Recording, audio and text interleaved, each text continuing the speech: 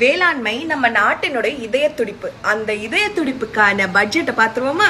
தமிழ்நாடு மண்வள பாதுகாப்பு இயக்கம் இதுக்கு 122 கோடி நிதி ஒதுக்கி இருக்காங்க. இயற்கை உரம், மண்புழு உரம், மூடு பயிர்கள், இதன் மூலமா மண்ணோட வளத்தையும் உற்பத்தி திறனையும் பாதுகாக்கிறதுக்காக தான் இது பண்ணிருக்காங்க. அடுத்து நெல் விதை உற்பத்தி மற்றும் விநியோக மானிய திட்டம், இதுக்கு 34 கோடி நிதி ஒதுக்கி இருக்காங்க. விவசாயிகளுக்கு உயர்தர நெல் விதைகளை உற்பத்தி செஞ்சு மானிய விலையில விநியோகிக்க மாநில அரசு சிறப்பு திட்டம் இது. அடுத்து AI அடிப்படையிலான உழவர் திட்டம், இதுக்கு 2 கோடி நிதி ஒதுக்கி இருக்கிறாங்க. செயற்கை நுண்ணறிவு, அதாவது AI மூலியமா விவசாயிகளுக்கு அவங்களோட போன்லயே தனிப்பயன் சேவைகள் தொடங்க போறாங்க.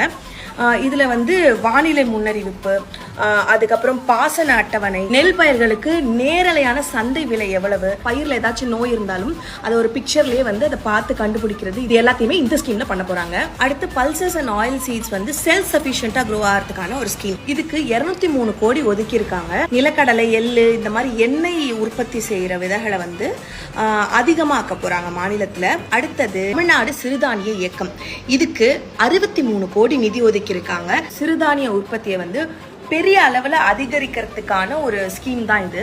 அடுத்து தமிழ்நாடு குறுதானிய இயக்கம், இதுக்கு 7 கோடி நிதி ஒதுக்கி இருக்காங்க. இதோட நோக்கம் என்னன்னு பாத்தீங்கன்னா, சாமை, திணை, வரகு, குதிரவாளி, பனிவரகு, இந்த மாதிரி பாரம்பரிய குறுதானியங்களை 2 மடங்கா உயர்த்த போறாங்க. அடுத்து மாற்று தானிய செயல் விளக்க திடல்கள், இதுக்கு 30 லட்சம் நிதி ஒதுக்கி இருக்காங்க.